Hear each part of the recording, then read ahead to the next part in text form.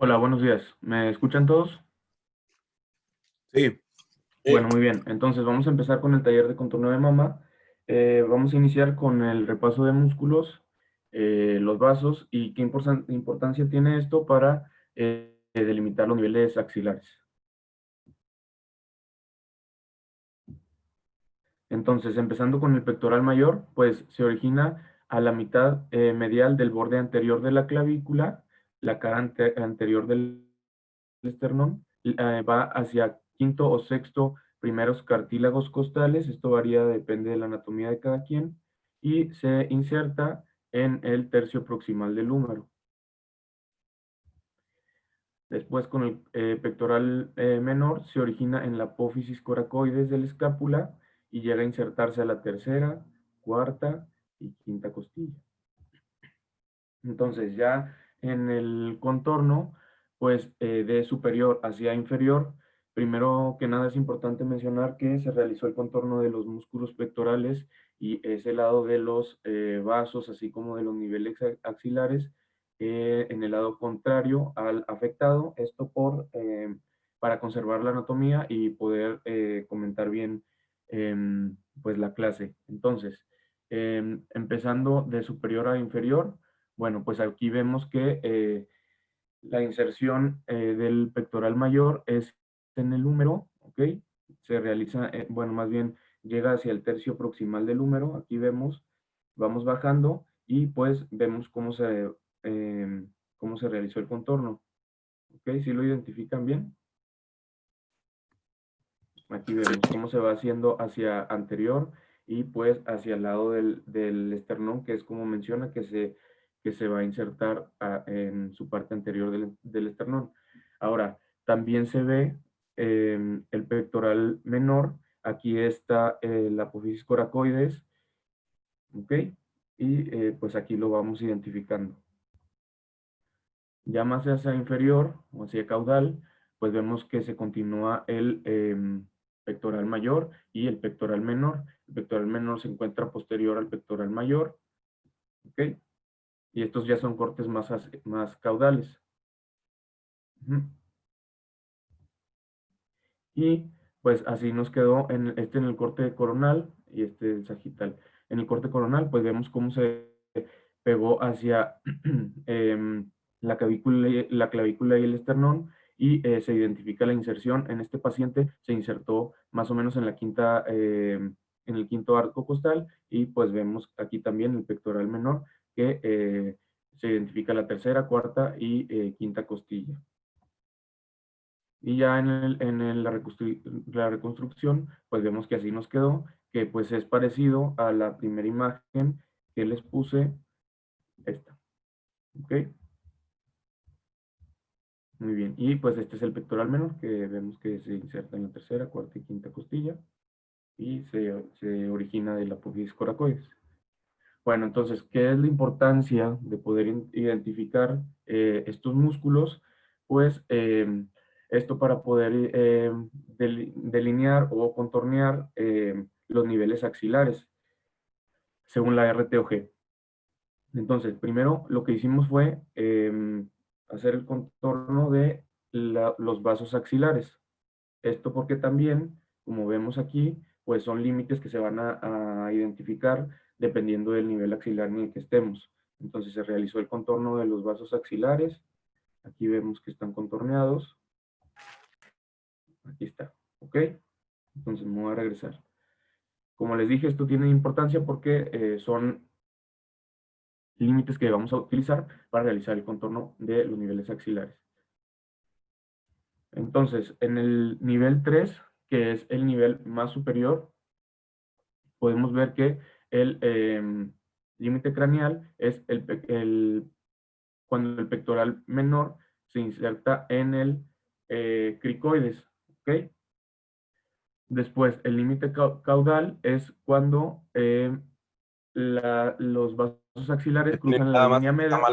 está mala ahí la, no es No es cricoides. cricoides, es coracoides. Ok, sí, sí.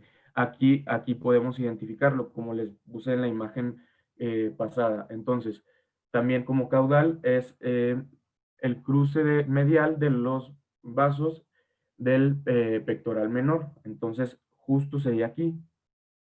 Este es el borde caudal. Como vamos a ver más adelante, esto es el borde craneal del nivel axilar 2. Ahorita lo voy a comentar. Entonces, como anterior es el borde superior, perdón, posterior del pectoral mayor, que sería este. ¿Ok? El posterior, pues las costillas y los músculos intercostales, que también se puede identificar aquí. Como lateral, el borde medial del pectoral menor, que se puede ver aquí. ¿Ok? Y como medial, pues la caja torácica. Muy bien. Ahora, en el nivel 2, como les digo, es importante identificar los músculos porque son los límites que se van a usar, así como los vasos. Entonces, en el nivel 2, como craneal, es el cruce de los vasos axilares hacia medial del pectoral menor, que sería aquí en este nivel, y como caudal sería el cruce lateral del, cuando dejan de cruzar como lateral, los vasos axilares del pectoral menor, que sería aquí. ¿Ok? Y esto, como les mencioné, pues es en el nivel craneal, es el último límite del nivel 1 que se continúa con el nivel 2. Y en el límite caudal podemos identificar ya también el nivel 1. ¿Ok? Aquí. Acá me equivoqué, quería decir nivel 3. ¿Ok? Entonces, como anterior, pues es el borde anterior del pectoral menor que vemos aquí. Este es el pectoral menor, este es el borde anterior. Como posterior, pues la costilla y los músculos intercostales. Como lateral, el borde del pectoral menor, aquí está. Y como medial, el otro borde, más bien el borde medial del pectoral menor. ¿Ok?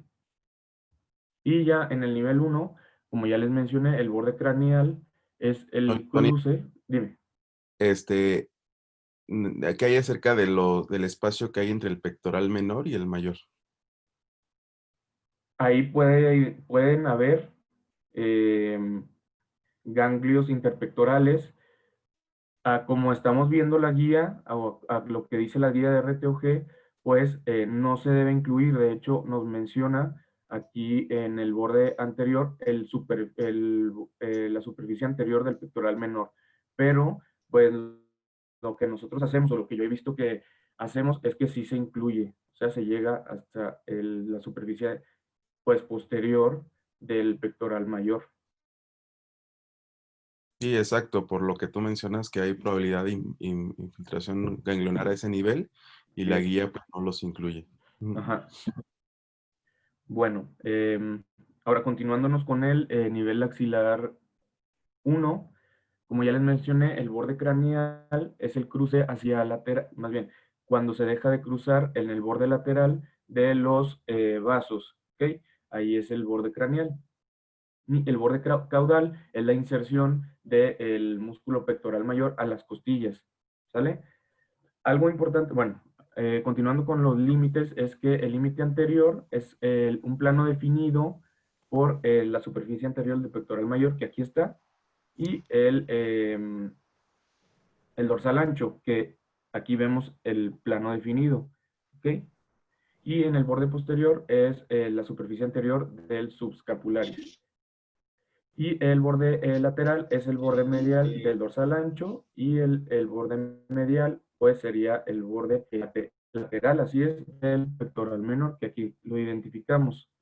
Algo que me parece importante mencionar y que voy a ponerlo en imágenes más adelante, es que si en verdad identificamos o seguimos los límites, pues este espacio queda libre. Lo que vi en la imagen que ponían en la guía de RTOG es que pues se incluye, pero si en verdad seguimos los límites anatómicos, pues se respetaría este espacio. ¿Ok?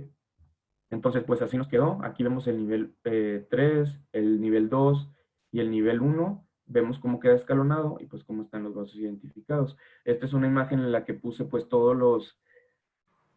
el contorno que realicé, el pectoral menor, más bien el pectoral mayor, el pectoral menor, el nivel 3, 2, 1 y los vasos. Ok, aquí vemos cómo está escalonado. y pues nada más. No sé si tengan alguna duda.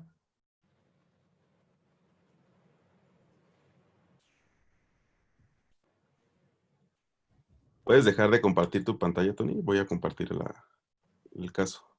Sí. Eso es... Deja de compartir. Listo. ¿Sale? ¿Sí? Sí.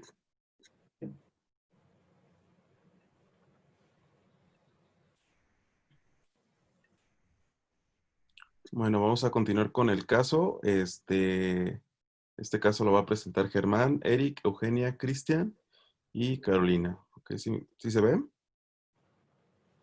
Sí. Súper. Es una paciente de 50 años de edad con un diagnóstico de cáncer de mama derecha, etapa clínica 13. Ella inició en septiembre del 2019 con una mastografía y un ultrasonido de tamizaje, con un reporte de una lesión sospechosa. Le hicieron una biopsia fuera del hospital con un reporte de un carcinoma, por lo cual la mandaron con nosotros. La primera vez que vino con nosotros fue en octubre, con a la exploración física, mamas grandes pero simétricas, la derecha con una lesión de 1.5 por 1.5, mal delimitada, difícil de palpar, sin afección a la piel y aparentemente con unas adenopatías, sin adenopatías de ese lado ni del lado contralateral. Y bueno, aquí en el INCAN ya se le hicieron estudios de gabinete, pues que eran concordantes con la exploración clínica, por lo cual se decidió llevar a una cirugía conservadora más disección ganglionar. En el reporte de patología, ellos reportan un carcinoma mixto. Un carcinoma mixto era un lobulillar pleomorfo con un SBR de 5, en el 70%, un carcinoma ductal infiltrante sin patrón específico con un SBR de 7, asociado a un in situ de bajo grado, multifocal, con desmoplasia moderada, infiltrado linfoplasmocitario escaso, con permeación linfovascular e invasión perineural. El tamaño del tumor era de 1.5 por 0.6 por 0.6 y del otro tumor de 1.3 por 1 por 0.7. A la revisión tenía en el lecho profundo, estaba a 1 milímetro, el inferior a 3 y el lateral a 10 milímetros. Le hicieron ampliación del margen superior con carcinoma lobulillar de tamaño de 0.2 por 0.1 a menos de 1 milímetro del borde quirúrgico. Ampliación del margen medial ya estaba sin células y el margen anterior, el mismo lobulillar de 0.9 por 0.2 a menos de 1 milímetro del borde quirúrgico. Y en la disección axilar del lado derecho, de ese mismo lado, se obtuvieron 33 ganglios, de los cuales 16 estaban infiltrados con metástasis de carcinoma, el mayor de 2.7 centímetros, y 3 de ellos tenían ruptura capsular.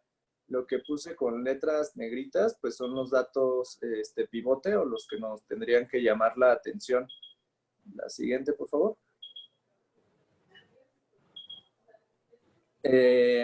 Entonces, bueno, esta paciente fue mandada con nosotros a valoración. Ya había recibido 4 ciclos de quimioterapia adyuvante, se encontraba asintomática y a la exploración física, pues es una paciente con mamas de gran volumen, sin lesiones ya palpables y tampoco se palpaban adenomegalias. La siguiente, por favor. Entonces, bueno, ¿cuáles serían nuestras indicaciones para dar radioterapia en esta paciente? ¿Podrías dar una para atrás, por favor? Gracias. Bueno, las características de alto riesgo que yo encontré en esta paciente fueron, pues es una paciente con una cirugía conservadora a la cual se le hicieron ampliación de márgenes, sin embargo tuvo varios márgenes que estaban cercanos, estaban menos de 1 milímetro. No había margen en la tinta, pero sí estaban cercanos. Fue una pieza que estaba fragmentada, por eso, pues de inicio, esta paciente se cataloga como un T1. La JCC menciona que no tenemos que estar haciendo sumas de piezas quirúrgicas.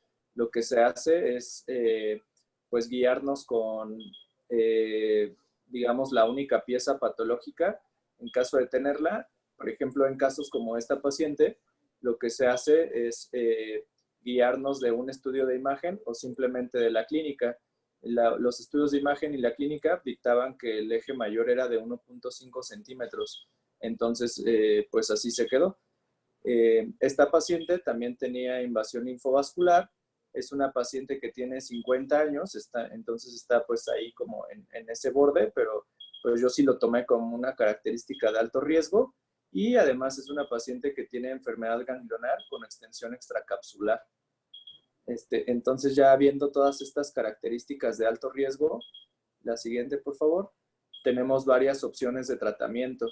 Tenemos los esquemas de hipofraccionamiento, el esquema que conocemos de 40.05 Grays en 15 fracciones, de acuerdo al estudio de RTOG 1005, esta paciente no es elegible porque dentro de los criterios de exclusión de este estudio era la presencia de invasión linfovascular, una etapa clínica 3 y que estuviésemos planeando de inicio tratamiento regional, lo cual pues en esta paciente es necesario y tenía estas características, por lo cual pues esta paciente no es elegible para este esquema de acuerdo a este estudio.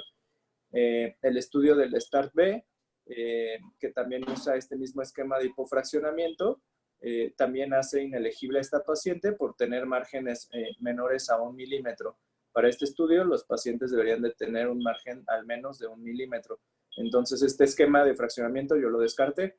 El otro esquema de hipofraccionamiento, el de 42.5 Grays en 16 fracciones, de acuerdo al estudio de Whelan de 2010, el canadiense, bueno, pues pacientes que eran excluidos de este estudio eran pacientes que tuvieran márgenes cercanos, no referían cuánto, supongo que también era 1 milímetro, por eso puse esos signos de interrogación.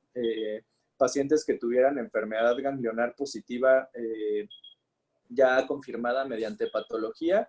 Y otra cosa que es importante, y por eso lo estuve remarcando en la exploración física, esta paciente era una paciente con mamas grandes.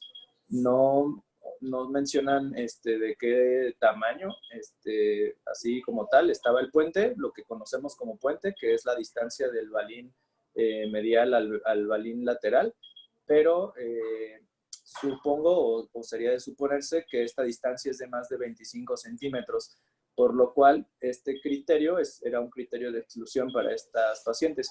Si tenían una distancia de más de 25 centímetros, eso iba a dictar una difícil planeación y una falta de homogeneidad en el tratamiento, por lo cual estas pacientes se descartaban. También en este estudio no se utilizó BOOST. Entonces, esta paciente es una paciente que pues tiene características de alto riesgo que ameritan BOOST. Por eso también la descarté de este esquema de hipofraccionamiento. Entonces, lo que nos queda es el esquema convencional de 50 Grays en 10 fracciones dirigidos a toda la mama, más los niveles ganglionares, incluyendo la mamaria interna. Yo la incluí de acuerdo a las recomendaciones de la NCCN, que mencionan 4 ganglios o más positivos, incluir la mamaria interna. Además de que esta paciente pues tenía también extensión extracapsular. Y bueno, pues es el esquema convencional y es lo que yo creo que sería necesario dar, más un boost, ya sea de 10, incluso hasta 16 Grays, como mencionan las guías de la NCCN. Esta paciente no tiene enfermedad o no tenía células en la tinta, pero estaban los márgenes cercanos. Entonces, pues tampoco sería mala idea aumentar el boost incluso hasta 16 Grays, igual en fraccionamiento convencional, por las características de alto riesgo que les mencionaba. Es una paciente menor de 70 años, entonces pues de entrada le va a tocar boost. Los márgenes estaban cercanos y también tenía invasión linfovascular. Entonces, Oye, un par de cosas ahí con lo que dices. ¿Le darías estos 50 Grays en 10 fracciones? A toda la mama, y después el boost de 10, incluso hasta 16. Yo creo que 10 estaría, o sea, sería Pero en suficiente. 10 fracciones, ¿Mande? Creo que en se 10, equivocó, ¿no? Sí, en 25. Sí, está mal el texto. Son 50 grays en 25 fracciones. Es fraccionamiento convencional. oye, Yo, y en el bus, todas las mujeres menores de 70 años son indicación de boost. No, pero un criterio para poder, eh, ¿cómo se dice? Para poder omitir el boost son pacientes mayores de 70 años que hayan sido detectadas mediante estudios de tamizaje, que tengan receptores hormonales positivos y que sean un tumor menor de 1.5 centímetros. Esta paciente tiene características de alto riesgo, o sea, de entrada no tiene más de 70 años y pues a pesar de que sí fue detectada mediante tamizaje, o sea, tiene otros factores de alto riesgo. Puse lo de Entonces, 70 años como ¿qué una grupo de edad. pacientes pudieras dejar sin el bus entre los 50 y 70 años? Porque no Los todas que, las mujeres se lo los, pedían. exactamente los mismos, o sea, que tengan receptores hormonales positivos, que hayan sido detectadas mediante tamizaje y que sean tumores menores de 1.5 centímetros. O sea, la edad no es un criterio de exclusión absoluto, pero bueno, pues es algo que siempre debemos de tener en cuenta. Esta paciente tenía 50 años. Sí, de manera general, todas las pacientes menores de 50 años, todas, deben de recibir boost. La guía de Astro sí hace una referencia para las pacientes entre 50 y 70 años que puedan tener riesgo intermedio o alto para darle boost. O sea que hay un grupo de pacientes que se pueden quedar sin boost. Y también, como mencionaste, las que tienen arriba de 70 años con factores de buen pronóstico, las pudiéramos dejar sin el boost. ¿Ok? Uh-huh. Bueno.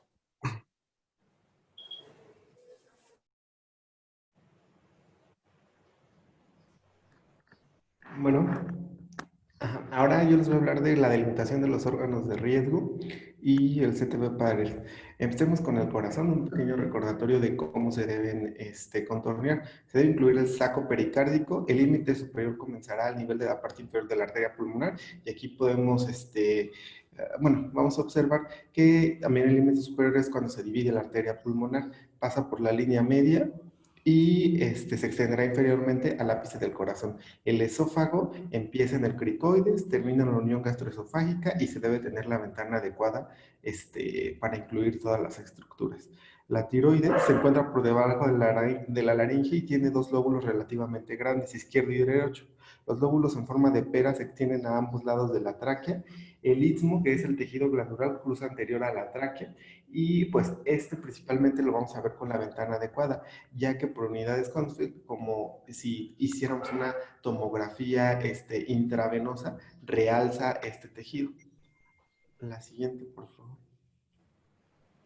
La médula espinal, como ya lo habíamos visto muchas veces antes, se debe contornear utilizando los límites óseos del canal espinal y debe contornearse comenzando al nivel del cráneo y continuando a cada corte del lactat hasta la lumbar 2. Y los pulmones, aquí importante, debe limitarse el parénquima pulmonar sin incluir líquido ni atelectasias. Siempre se pueden utilizar herramientas de contorneo automatizadas, pero es necesario revisar y editar las estructuras autocontorneadas. En el parénquima pulmonar se debe incluir el árbol bronquial proximal y incluir los vasos de pequeño calibre, menores de 1 centímetro. También los pulmones derecho e izquierdo en este tipo de tumores se pueden contornear como una sola estructura. La siguiente. Y aquí podemos ver cómo está contorneada la tiroides y vemos que realza el tejido glandular y pues tenemos que seguir ambos lóbulos. El istmo va a quedar anterior a la tráquea y diferenciar los tejidos. La siguiente. La médula, que va desde la base del cráneo hasta L2. respetando los límites óseos del canal medular. La siguiente. El corazón que vemos aquí, empezamos en la división de la arteria pulmonar. Aquí otra imagen donde vemos cómo incluimos el saco pericárdico y pues terminamos hasta el ápice. No les puse un corte, pero se tienen que terminar hasta el ápice del corazón. La siguiente. Los pulmones, que pues generalmente lo podemos hacer con herramientas automatizadas y que siempre debemos excluir. Aquí vemos la tráquea, que con las herramientas automatizadas pues algunas veces incluye y tenemos que evitarlo, entonces estar atento a eso. Y por ejemplo los bronquios principales. Y pues cuando el paciente tiene derrame pleural, pues no se debe incluir el líquido, o si tiene una telectasia tampoco se debe incluir, igual se debe de evitar. La siguiente, por favor. Oye, Eric, ¿te acuerdas que nos mencionaste de las estructuras que están más allá del ilio? Como vasos o Sí, estos. si son menos de 1 centímetro se deben incluir, si no, se deben excluir como hay.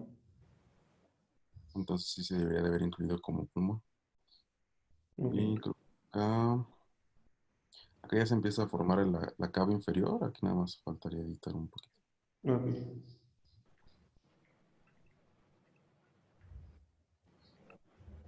El esófago, que el inicio es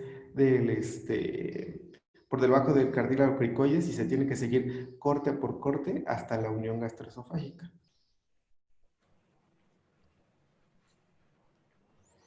¿Y cuáles son los límites anatómicos de la mama? Pues craneal es la referencia clínica más la segunda costilla, caudal la referencia clínica más la pérdida aparente del tejido, bueno, de la mama, el tejido mamario, anterior la piel, posterior excluir los músculos pectorales y los músculos de la pared torácica y costillas, lateral la referencia clínica, los balines, la línea axilar media típicamente y excluir el músculo dorsal ancho y medial, la unión externo-costilla.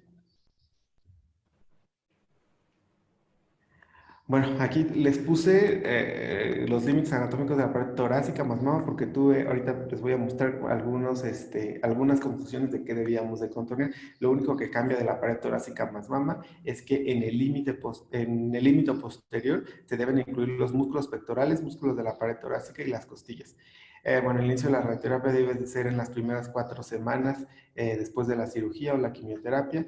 Las indicaciones después de la mastectomía, que es la de nuestra paciente, que debe ser inicialmente en estadio clínico 3, independientemente de la respuesta de la quimioterapia, si tiene ganglios positivos o enfermedad residual con los márgenes cercanos. Y después de la quimioterapia ayudante, cualquier etapa patológica en estadio clínico 3. Así.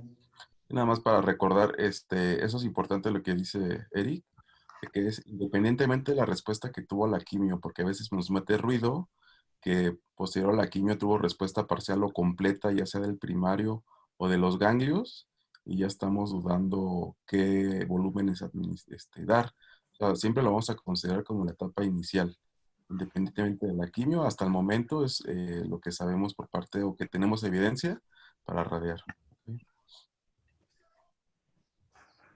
Y ahí, esta fue mi confusión, que por ejemplo, cuando vamos a incluir la mama más la pared torácica, tiene que ser en estadios 2B o 3, pero que hayan recibido quimioterapia neoadyuvante y pues la cirugía conservadora, pero es quimioterapia neoadyuvante.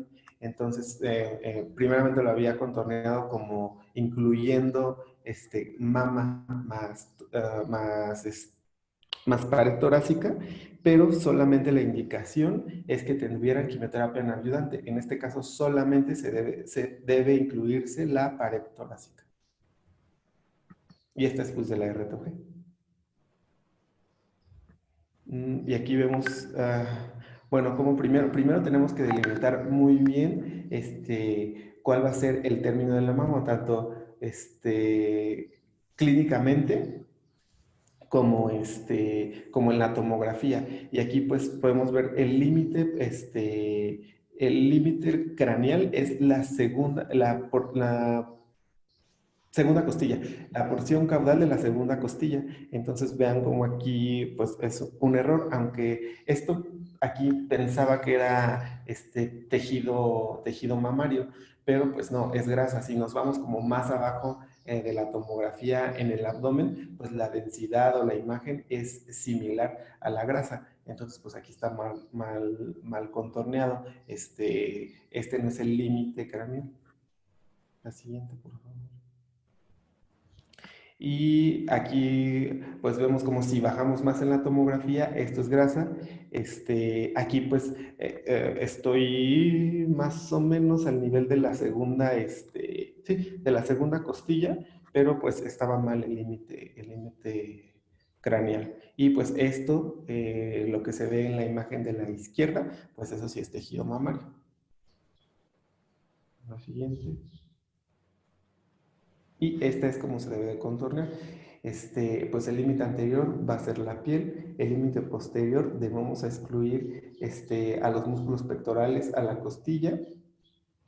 El límite medial debe ser el esterno, bueno, la unión del esternón con las costillas, y aproximadamente se debe empezar en la segunda costilla. Y así quedaría nuestro CT de pared. Y con esta paciente nos metió un poco de ruido porque, como ya habíamos visto en la exploración, era una mujer con mamas voluminosas y más hacia arriba, incluso pareciera que tuviera tejido mamario, por lo que nuestro tejido de mama el volumen hubiera quedado muy, muy hacia arriba. Algo que nos puede ayudar para orientarnos es colocar una marca al momento de hacer la simulación, alguna cinta Ritex, para realmente saber, porque en ocasiones pues se confunde con la tomografía. Y ya como decía Germán, esta paciente si hubiéramos evaluado el plan, tal vez hubiera sido algo complicado cumplir las restricciones de pulmón por la distancia que tiene del volumen. Y también menciona la RTOG, la guía de Astro, que mujeres con mamas mayores a 1.5 litros tienen mayor riesgo de toxicidad. Pero bueno, vamos a ver ahora los volúmenes ganglionares. Esta paciente, como ya vimos, tenía indicación de darle radioterapia a todos los niveles ganglionares.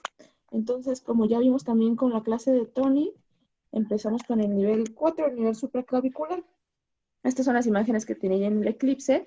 El nivel 4, como ya vimos, pues su límite craneal es caudal cartílago cricoides. Y de ahí hasta abajo, pues hasta el borde de la cabeza clavicular. Tenemos que excluirle de manera anterior el músculo esternocleidomastoideo y por posterior, pues el aspecto anterior del escaleno.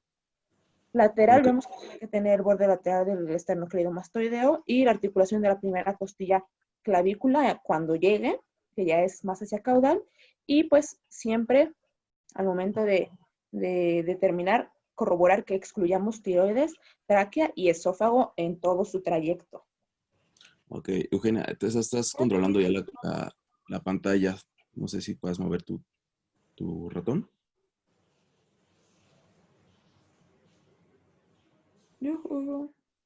¿Sí? ¿Puedes mover tu ratón? Ya lo vemos. Oye, ¿nos puedes señalar dónde está el cricoides? No escucho ni muevo.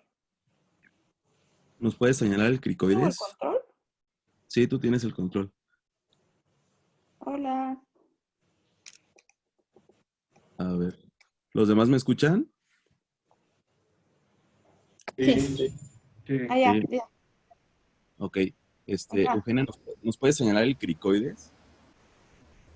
Acá. Acá tendría que estar. Ahí. Porque el límite superior del nivel supraclavicular o el borde craneal es el borde caudal del cricoides. Ajá. Y ahí estamos en la supraglotis. De hecho, ahí se ve la mandíbula. Se empieza a ver ya la mandíbula. Entonces, pintaste más arriba del Ajá. cricoides. Ahí todavía ni siquiera se ve el cricoides. Sí, no se ve lo brillosito. Ciertamente. Acuérdate que el cricoides es el único cartílago que es completo, es un anillo, a diferencia del resto de los cartílagos de la laringe. Entonces, ¿qué nivel estamos ahí? Ya vimos el módulo de cabeza y cuello. Ese no es supraclavicular. ¿En qué nivel qué? ¿Qué nivel es ese? ¿Qué nivel de...? Ganglionar. Ah. Mm, O sea, si estamos entre el yoides y el cricoides. sí. El 3. ¿Cómo? El 3.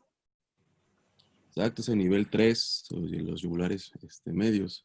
Entonces ahí tenemos que tener mucho cuidado porque si nos vamos muy hacia arriba, vamos a meter en el axilo, en el campo axilo, radiación a la cavidad oral, a la mandíbula, que pues no deberían de estarse irradiando en un tratamiento de mama. ¿Ok? Sí. Y bueno, vamos a ver el que sigue. Esos son cortes... Mira, qué Espera. pena empieza a ver el Cierto, cricoides. sí, aquí ya se ve, aquí. ¿Vale? Sí, aquí. ¿Cuál es el borde anterior del supraclavicular? El borde anterior, el músculo. A ver, señálalo. ¿Cuál músculo? Esternocleidomastoideo. O sea, tendría que ir, sí, por aquí posterior, por aquí, anterior, y acá, así. ¿Sí están viendo el ratón de Eugenia? ¿No? No, no. No. Así lo veo. A ver, muévelo. Ahorita sí lo estabas. Lo estoy Bueno, moviendo mucho. aquí también está mal. O sea, debes de pegarte hasta el borde del músculo esternocleidomastoideo, ¿va? Incluso, como lo hacemos en cabeza y cuello, deberíamos de guiarnos hasta el borde anterior del externo y únicamente, como dice la guía, sacar tiroides, tráquea, esófago, pero meternos este pedacito hacia acá y pegarnos más hacia anterior. Ujú. Ajá. Y aquí también deberíamos de sacar los músculos. Ah, ¿Te acuerdas qué es el CTB? sí, ¿Qué es? o sea, ese CTB es un margen que le damos al GTB. Ajá. Es como para abarcar la zona de micrometástasis o microinvasión que pudiese haber, o zona de alto riesgo pues, que pudiese ser tomada, por así decirlo. Entonces el músculo no está infiltrado. Entonces aquí también Ujú. hay que sacarlo. Esto cabe importancia porque pues cuando vamos a hacer la expansión de PTB, si nos pegamos a la vértebra más la expansión del PTB, vamos a La estar toma. muy cerca de la médula, ¿va?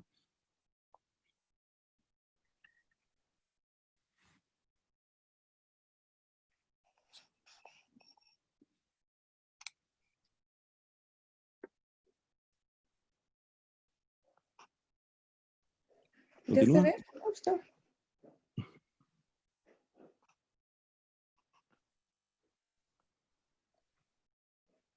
No le puedo mover. A ver, espérame. No.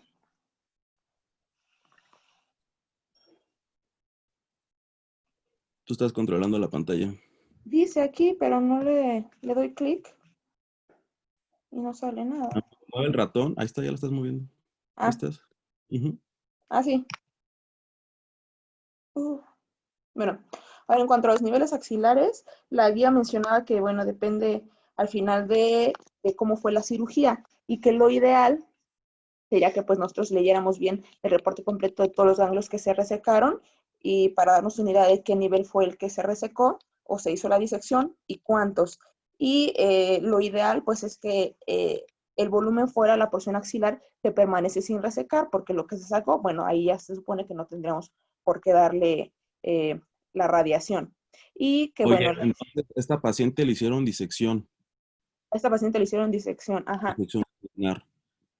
Volumen que disecaron, ¿tú ya no lo metes como CTB? ¿Cómo qué? Como CTB.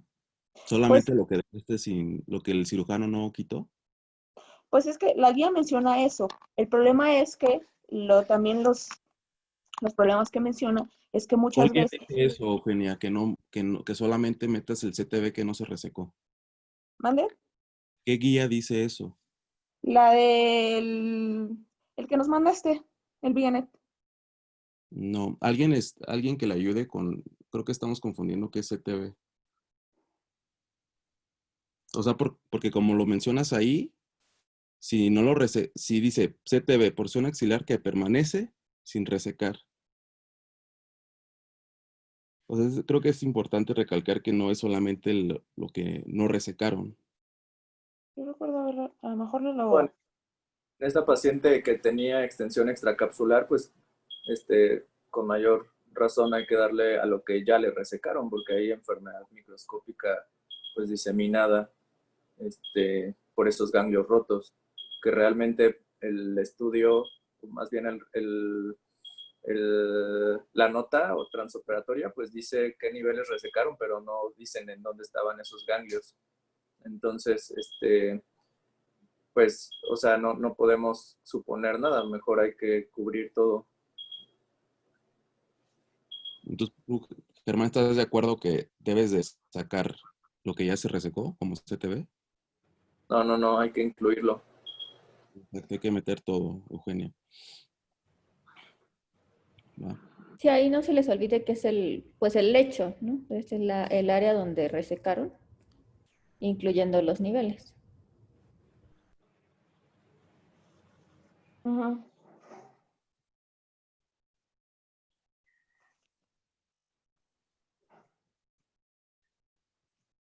Ay,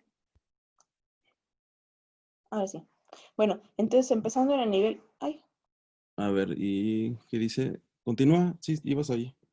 bueno, entonces también dice que la mayoría de las... Es que yo recuerdo que leíste en la guía, pero a lo mejor lo leí lo malinterpreté. Porque también Ok. decía que si hacía nada más ganglios centinela, pues obviamente se iban a incluir todos los niveles. Y que la extensión de la disección, como muchas veces no sabías justamente bien qué niveles se sacaba o los hallazgos que se encontraban, obviamente se incluía todo siempre. ¿A qué te refieres con la última oración? Ganglios GS, centinela. pero bueno, pero O ahí, sea, si ahí, hacía nada ahí más disección de ganglio centinela y no se hacía una disección completa, se incluía otros niveles. Si salía el ganglio centinela positivo, pues.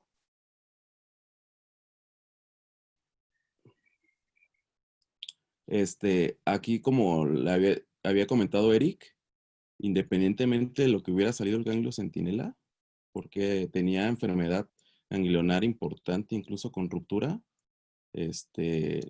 hubiéramos radiado. No nos interesa la respuesta ganglionar posterior a la quimio, y aparte aquí fue quimio adyuvante.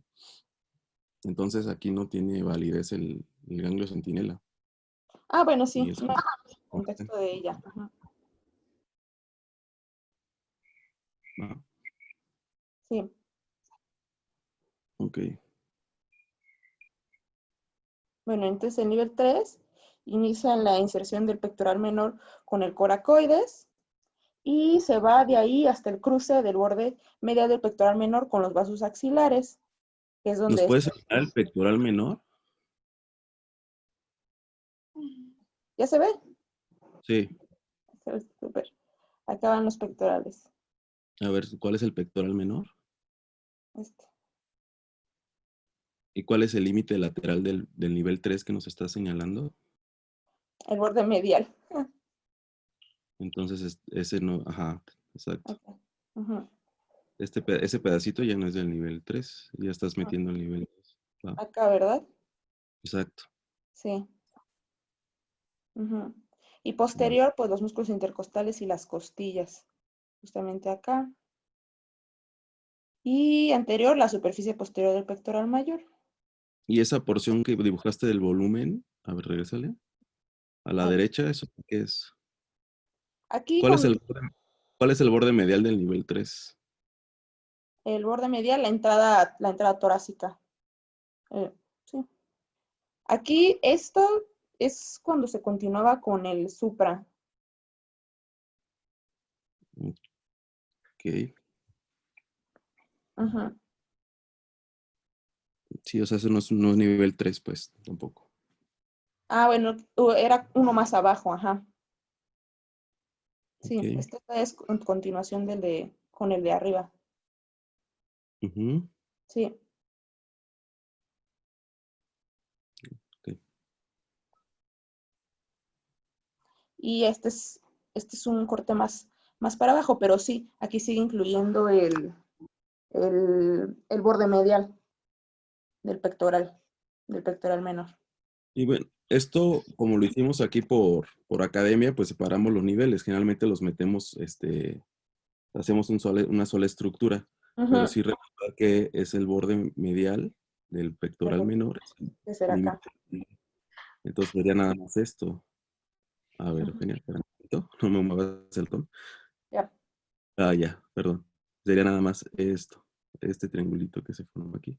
Ahora yo no soy la que no ve la... Ya lo dejé mover. Continúa. Ah. El nivel 2 se continúa justamente por debajo del nivel 3 y siendo su límite craneal el caudal del otro y es el borde del pectoral menor con los vasos axilares, que es donde terminó justamente el 3. Y de ahí llega pues hasta el borde lateral del pectoral menor y los vasos axilares. Igual anterior hay que sacar la superficie del pectoral menor y posterior igual los intercostales y las costillas igual que el nivel 3. Y su borde lateral ahora es el borde lateral del pectoral menor y no el borde medial. Y su borde medial, pues es el borde medial del pectoral menor. Entonces, es prácticamente una continuación exacta del nivel superior. Ay. Y el nivel 1, que también es una continuación del nivel 2 justamente, empieza en el cruce lateral del pectoral menor y los vasos. Y ahí hasta la inserción del pectoral mayor con las costillas, que es donde ya prácticamente ya no queda espacio para seguir contorneando los volúmenes. Y igual, pues es la superficie anterior, que es el pectoral eh, menor y el dorsal ancho, que es donde pues ya se termina el volumen y también se excluye la mama. Y de manera posterior, la superficie interior del subescapular y lateral, pues el borde medial del dorsal lateral y medial el borde lateral del pectoral menor, igual que la continuación pues del nivel 2. Ahí también creo que te faltó, Eugenia, por dos cosas. La primera es que el borde lateral es una línea imaginaria que va del borde anterior del pectoral mayor al dorsal, al borde medial del dorsal. A ver, ahí a donde vemos el pectoral mayor. Como aquí, pues Eh, acá. ajá.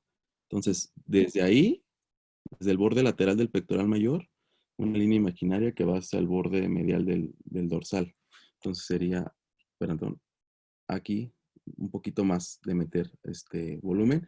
Y otra consideración, esta paciente tenía un montón de ganglios rotos, entonces también deberíamos de incluir todos los cambios posquirúrgicos que vemos en la tomografía, porque aquí esta zona es de riesgo alto de que haya una recurrencia ganglionar si no metemos ese volumen.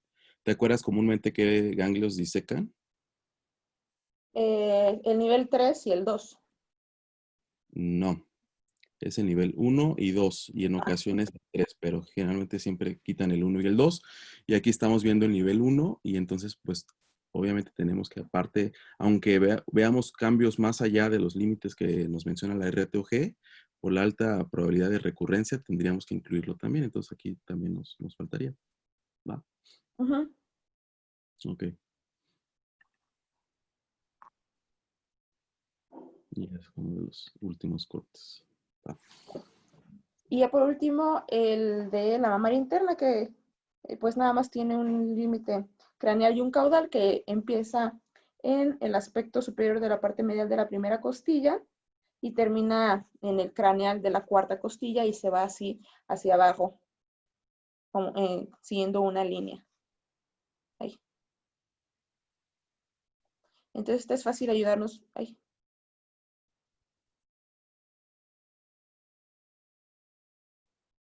Ya no le puedo mover. Ahí.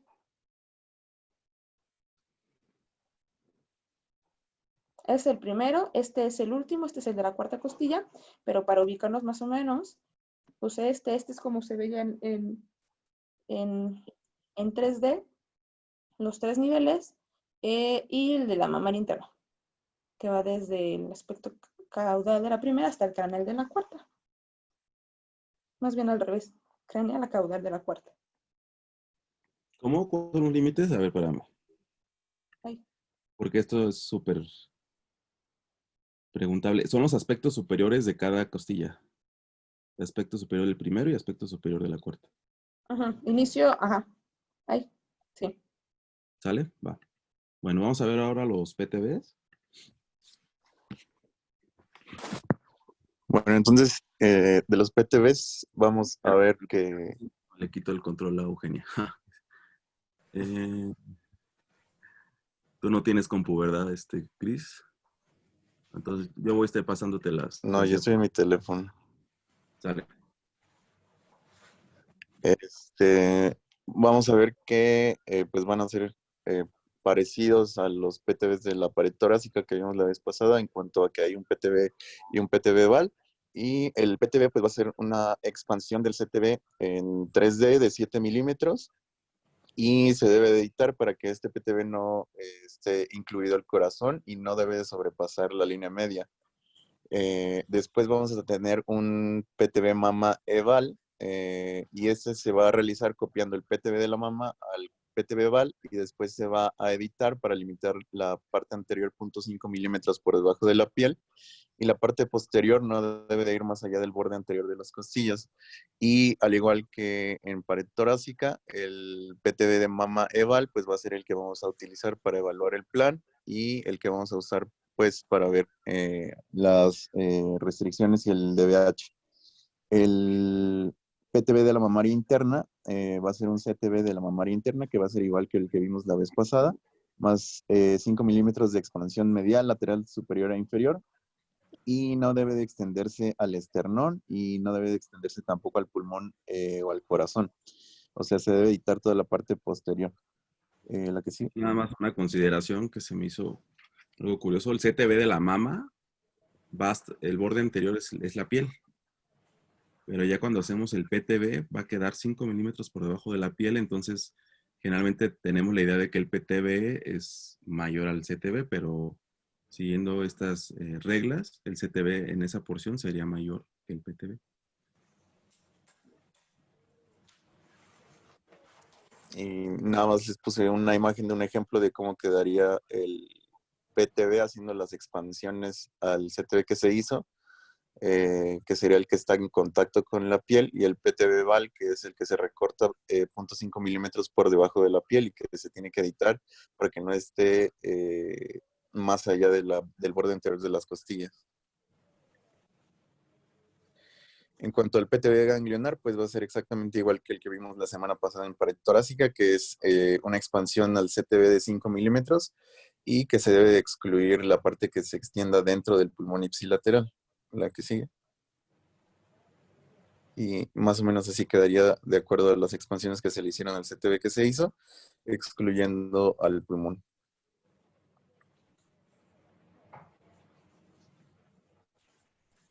La que sigue. Y bueno, en cuanto a la lumpectomía, se va a hacer un PTB de la lumpectomía dándole una expansión al CTB de 7 milímetros y el PTB lumpectomía eval, que igual vamos a copiar el PTB de la lumpectomía al PTB de la lumpectomía eval y después lo vamos a editar. Vamos a cortar igual los primeros 5 milímetros por debajo de la piel y posteriormente debemos de recortar lo que se extienda por detrás del tejido mamario, es decir, la pared torácica, los músculos pectorales y el pulmón. Y ese PTB de la lumpectomía eval no debe de cruzar la línea media. Y al igual que los otros PTB eval, este es el que utilizamos para evaluar el plan. La que sigue. Sí, solo para mencionar, el GTB lump o GTB lumpectomía son todos los cambios posquirúrgicos, las grapas y las referencias que tenemos previo a la cirugía como mastografía y exploración clínica. Y a ese GTB que nosotros hicimos se le da una expansión de 1 centímetro para hacer el CTB. Y ya después hacemos los PTBs que nos mencionó Cris. Y así quedarían los dos PTBs, el primero en el que no hacemos ninguna modificación y el otro en el que lo recortamos. En este caso, únicamente lo que se extiende por detrás del tejido mamario, que es la pared torácica, y pues aquí no sobrepasó la piel, entonces no tenemos que editar nada en cuanto a anterior.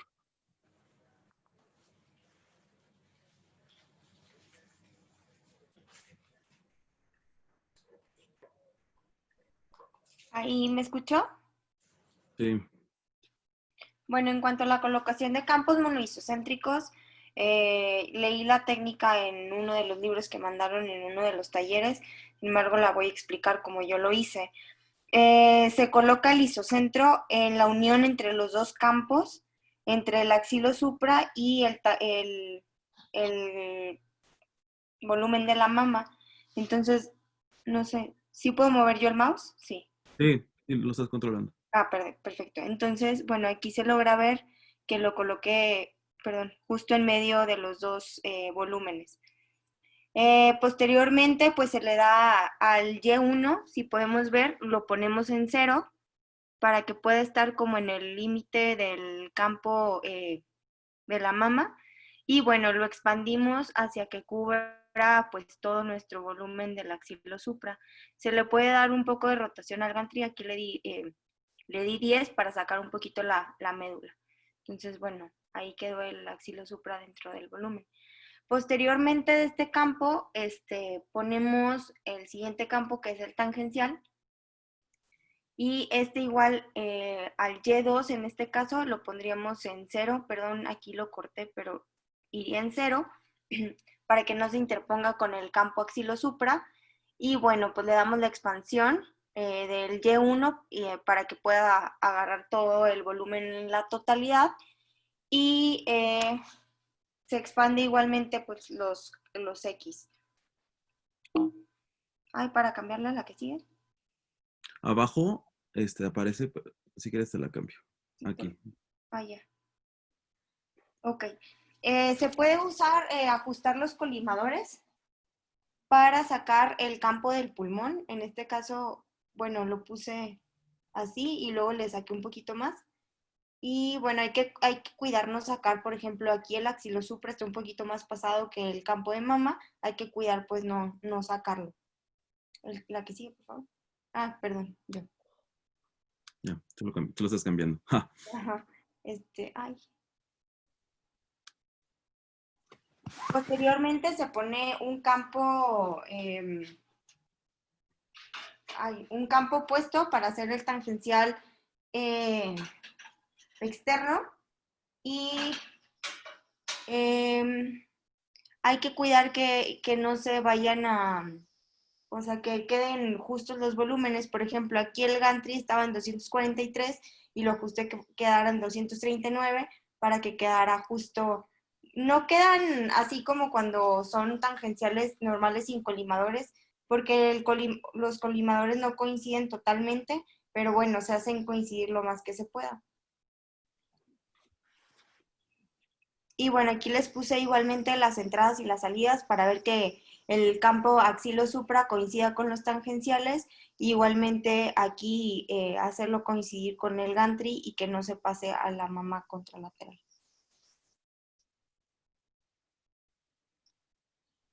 Y eso sería todo. Ok. Nada más quisiera comentar algunas cosas del monoisocéntrico. Como ya vimos, en el caso pasado fue un isocentro para los tangenciales y ADFP para el axilo supra. En este caso, con un solo isocentro vamos a hacer la colocación de campos. En teoría, esta técnica de colocación de campos es más fácil porque únicamente tenemos que definir nuestro isocentro, como bien lo dijo Caro, que es en la porción superior a la mama o en el libro que nos mandó Daniel, menciona que es por debajo de la clavícula. Aquí la única consideración es que cuando veamos un plan monoisocéntrico, colimador y camilla van a 0. ¿Ok? Si vemos que tiene rotación de esto, ya está mal. Y también los bordes del axilo, el borde inferior debe ir a 0. Y aquí, como vemos, los bordes superiores de los tangenciales van a 0. Porque aquí se bloquean, es como un campo bloqueado, así lo mencionan en el libro. Y también si estos vemos que están mal, están en otro número diferente, pues también es está mal. Y esto a veces nos causa un poquito de ruido porque hay algunos conceptos que se nos pasan a veces que son muy básicos, que es el isocentro y que es un campo coplanar y no coplanar. No sé si alguien se acuerda de qué significa esto. Pues el isocentro es como tal el punto a donde va dirigido la radiación del equipo y que normalmente coincide el giro de mesa, el gantry y el colimador. Eso es la definición de isocentro. Y respecto a campos coplanares y no coplanares, pues los campos coplanares son los que están en el mismo eje transversal, por así decirlo. O sea, por ejemplo, en este caso, los campos tangenciales de la mama serían campos coplanares porque comparten la misma rotación transversal, pero el campo axilo-supra ya está en otro eje transversal y ya es un campo no coplanar. En este caso, todos los campos están en el mismo eje, fíjate, Valdi. Camilla y colimador no tienen giro. Y por ejemplo, en el no coplanar, sí están ya fuera del mismo giro de mesa. El ejemplo clásico es el mama, pero con el caso previo. Si se acuerdan, los tangenciales llevaban giro de mesa y no coinciden. En este caso sí coinciden y aquí sí sería un campo coplanar. ¿Qué es? Doctor Rivera, ¿nos quiere comentar algo acerca de eso? No, está bien, está muy bien. Continúen para aprovechar el tiempo. Y bueno, ya nada más vamos a ver restricciones y algo de marcapasos. Bueno, en cuanto a las restricciones, vamos a utilizar esta. Bueno, lo sacamos de este artículo que salió apenas de la contingencia COVID, en el que vamos a ver, la radioterapia se hace por hiporfraccionamiento, evaluando el riesgo oncológico e infeccioso. Por eso, aunque los estudios todavía están inmaduros, pues en cuestión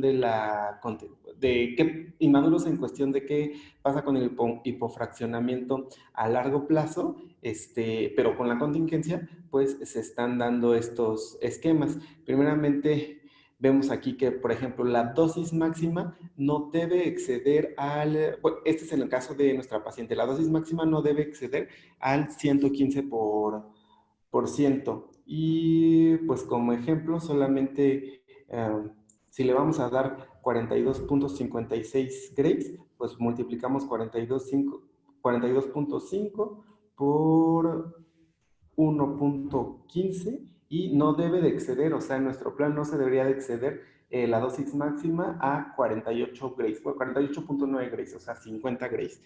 Luego, el volumen el volumen del PTB que no debe de recibir más del 107% de la dosis. O sea, de la dosis que le dimos, 10 centímetros cúbicos no deben de recibir más del 107%.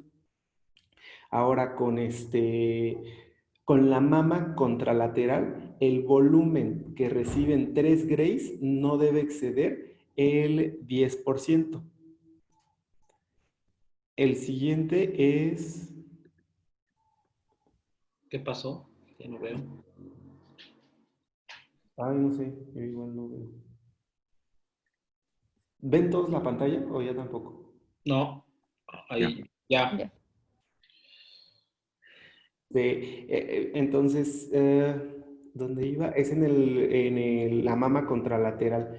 Lo que preferimos es que el volumen que reciben sea 5 Gray sea menor del 10%, que eso es lo que preferimos, perdón, lo de los 3, que 3 Grays reciban la mama no sean menores del 10%, pero aceptable es que el volumen que reciben 5 Grays sea menor del 10%. Ahora, ¿qué pasa con el B18 del pulmón? Esto es de que el volumen que reciban 18 Grays, el volumen de pulmón que reciba 18 Grays no debe de ser menor al 35%. Esto es lo preferible, pero lo aceptable es que quede en menor del 40% lo que reciben el volumen del pulmón que reciban 18 Grays. La dosis media del corazón, lo preferible es que sea menor de 3 Grays y aceptable es que sea igual o menor a 5 Grays. Ahora vamos a ver, igual con el corazón, hay esta restricción que es el B22.5, que es si el lado izquierdo, el volumen que reciben 22.5 Grays no debe de ser menor debe de ser menor del 10%, y si es del lado derecho, el volumen que reciben 22.5 Grays debe ser menor del 2%. Y aquí vemos que, obviamente, si estamos si estamos en el lado izquierdo, pues la dosis es más permisiva. Y ya, eso es en cuanto a las dosis de restricción. Ahora, a la restricción de dosis de marcapasos, pues aquí, primero, este cuadro es como muy en general, depende de todos los tipos de marcapasos que hayas. Los distintos tipos de marcapasos tienen distintas dosis de restricción, pero se las voy explicando como un poquito más a detalle y más rápido. La siguiente, por favor. Miren, la primera es, bueno, aquí les voy a explicar así muy rápido cómo está funcionando el marcapasos. La captación, aquí vemos cómo, estas son las partes del marcapasos, que aquí está la captación de la actividad cardíaca, el cable o electrodo de conexión, un generador de impulsos, los semiconductores de óxido de metal que son más radiosensibles y el programa y proceso de datos. Esto es muy importante y debemos diferenciarlo porque hay marcapasos y hay DAI, que son desfibriladores automáticos internos. Y estos dos se conjuntan en lo que ahora se llama desfibrilador cardioversor implantable. Algo muy importante igual, cuando hay retiro de marcapasos o cuando le han puesto más marcapasos, vamos a encontrar en las tomografías los semiconductores o los cables electrodos, porque estos no se pueden quitar porque tienen plomo y pueden ser tóxicos. Entonces, aquí vamos a ver tres cosas muy importantes, que es la probabilidad de falla del dispositivo, la dosis y la dosis acumulada, que se ha demostrado que la dosis acumulada también puede dar fallas en la captación de actividad cardíaca.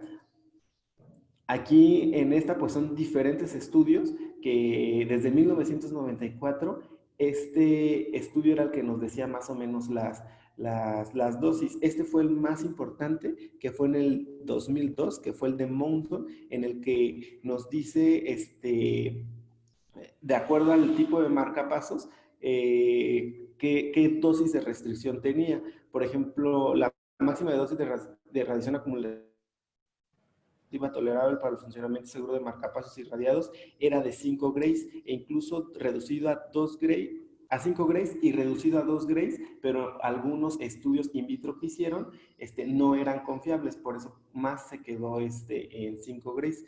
La propagación de dosis acumulativa induce fallas importantes a 0.15 Grays, mientras que 10 marcapasos soportaban más de 140 Grays, o sea, era un rango muy grande para definir las dosis.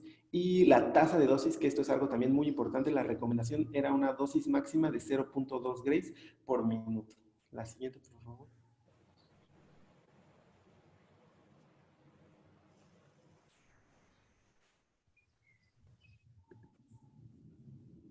Y aquí, por ejemplo, estos estudios importantes que son in vivo, que ha cambiado con el tiempo porque antes había puros estudios in vitro. Por ejemplo, de Ferrara, la dosis máxima es de 2.5 Grays en cabeza y cuello y la dosis máxima en tórax es de 1.8 Grays.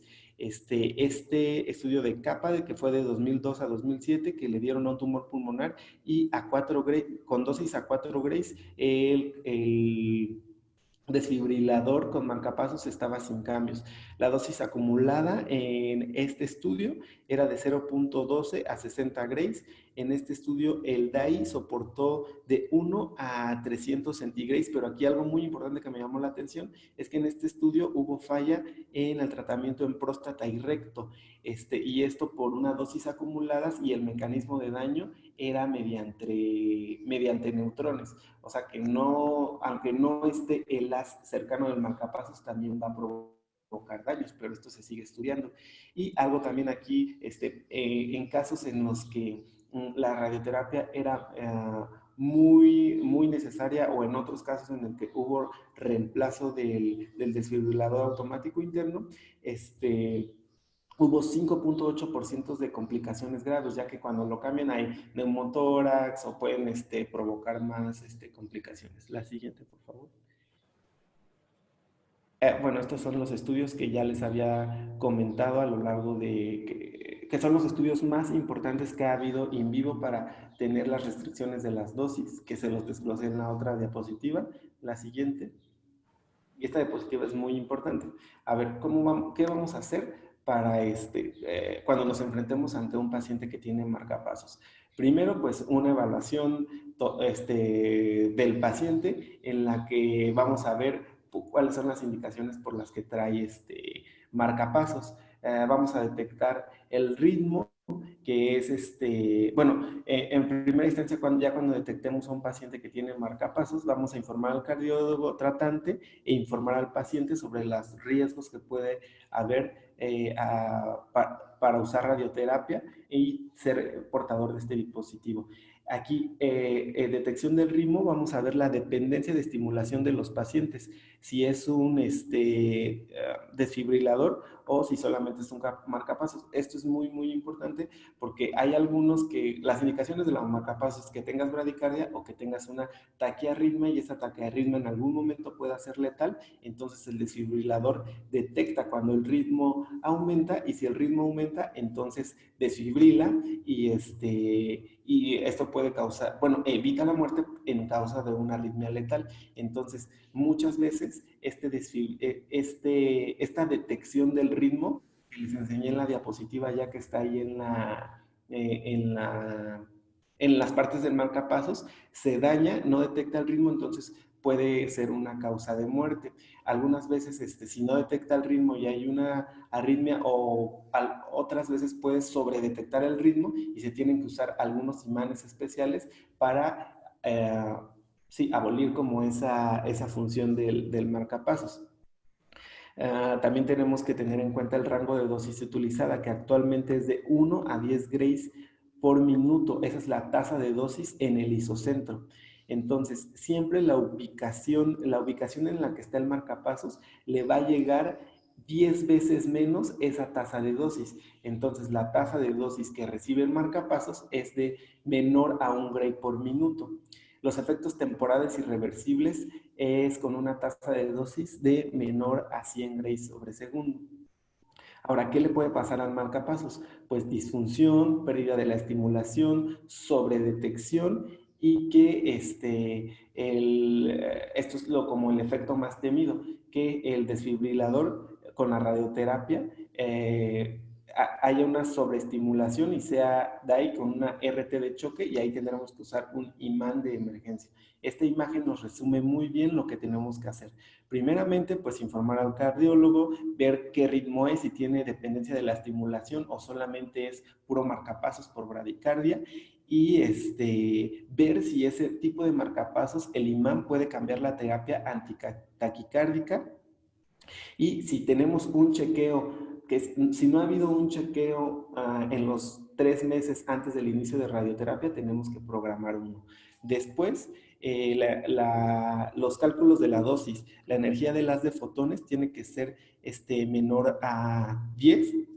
Tenemos que hacer una estimación de la dosis con los físicos, y cuando checamos todo el plan, se debe hacer una optimización del tratamiento para que nos acerquemos a esta tasa de dosis de 1 gray, menor de 1 gray por minuto. Ahora, los pacientes se van a estratificar en 3 grupos, que es de riesgo bajo, de riesgo intermedio y de riesgo alto. De acuerdo a la región, aquí también podemos definir los grupos. Por ejemplo, si está aquí en este pictograma, podemos ver que si está cerca del tórax es una región de alto riesgo, por el número de grays que le va a llegar, que es más de 10 grays. Si en el pictograma aquí lo podemos ver en naranja, que generalmente es en cabeza y en la región más caudal del tórax, va a recibir de 2 a 10 grays y este es un riesgo intermedio. Y por ejemplo, si vamos a dar un holocráneo, si vamos a dar a las extremidades o en la porción más baja del abdomen, el riesgo es bajo. Y muy rápidamente los pacientes de riesgo bajo van a necesitar monitorización audiovisual y en caso de que nuestro desfibrilador ocupe un imán, siempre tenerlo a la mano y hablar con el cardiólogo para que esté al pendiente si tenemos alguna complicación. En el riesgo intermedio, que es... vamos a tener que, bueno, aquí el riesgo intermedio es si no cumple esto de que, por ejemplo, si el marcapasos es, nuestro paciente es dependiente del marcapasos y también de la detección, o sea, de si también utiliza como un desfibrilador en caso de que igual tenga taquiarritmias, entonces este paciente no puede ser como riesgo bajo, se tiene que pasar a riesgo intermedio. Y aquí tenemos que tener una revisión semanal del marcapasos. Tiene que haber personal capacitado con experiencia en cardiología que esté presente por lo menos 10 minutos durante las sesiones de radioterapia. Y los de alto riesgo, estos generalmente en casos muy excepcionales se les da radioterapia. Pero se puede tomar esa decisión y pues las medidas de seguridad que son al menos utilizadas para estos pacientes tiene que tener monitoreo intracardíaco, bueno, monitoreo cardíaco durante las radioterapias.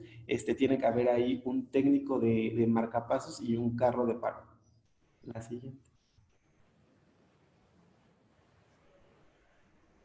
Y esta es pues una tabla más o menos de los que ya le expliqué de los departamentos y los que tienen que estar en caso de que sea riesgo bajo, riesgo intermedio y riesgo alto.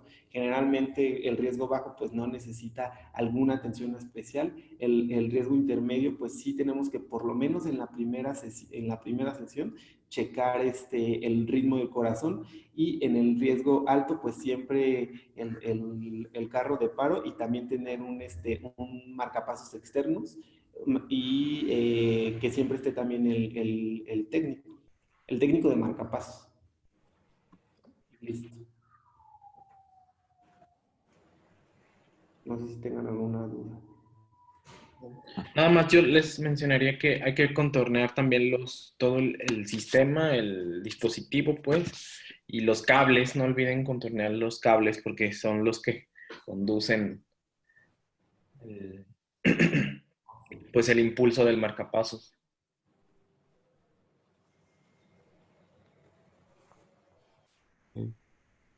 No sé si alguien tuviera algún comentario. Doctora Sandy, doctora Trejo, doctor Rivera. ¿No me escucharon? Sí. Sí lo escuchamos, doctor. Hables. Yo nada más tengo un comentario. En el libro que mandó Dani, en lo de técnicas de colocación de campos, también ellos me bloquean tanto los ejes Y como el X. Entonces, así como se asegura más, pues dejar fuera el pulmón. Y lo único a lo que ellos ponen multihojas es a la parte inferior del tangencial para bloquear, digamos que el ápice del corazón. Pero fuera de eso, pues no ponen más multihojas. Y apenas salió hace como 2 semanas un artículo que pues ya demostró que efectivamente con tangenciales de manera convencional el volumen irradiado hacia la mamaria interna pues es prácticamente nulo. El 100% de la dosis se recibe en un porcentaje menor al 35%. Entonces, esa creencia que muchos tenemos que la mamaria interna se va a radiar indirectamente, pues es falsa. Si tiene indicación el paciente, pues el estudio concluyó que necesariamente se tiene que contornear y se tiene que buscar pues la cobertura estricta, no quedarnos con la idea de que los tangenciales van a cubrir la mamaria interna. Sí, eso es muy interesante. Por eso quise hacer la comparación del monisocéntrico y el clásicamente que colocamos.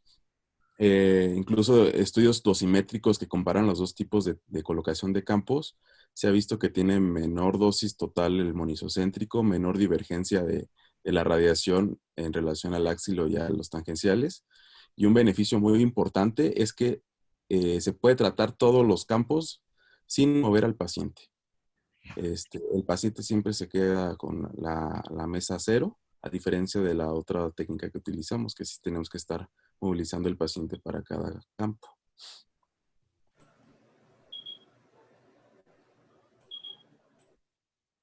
Sí, pues creo que taller se aprovechó un poquito más porque hubo más tiempo, entonces espero que se hayan resuelto las dudas de la mayoría. Se tocaron puntos importantes que deben de considerar tanto para contorneo como para la colocación de campos, ¿no? ¿Alguna otra duda que tengan o comentario que alguien quiera hacer? Les envié el artículo donde saqué lo del marcapasos, pero está pequeño y creo que viene bien explicado. Okay. Gracias. Gracias. Pues entonces... ¿alguien iba a decir algo? Perdón. No. Si no, entonces nos vemos mañana con el examen igual a las 7. ¿Va a ser la misma contraseña que nos habían mandado, doctora, o va a ser una nueva contraseña? Va a ser otra, les voy a mandarlo. Creo que ya 12 se dieron de alta en la página. Los que no se dieron de alta, creo que son 2, no ubico quiénes son. Les mando otra vez el enlace para que se den de alta y así es más fácil que ya les llegue automática la invitación a la hora. Ok. ¿Listo? Gracias. Bueno. Gracias. Gracias. Gracias, bye.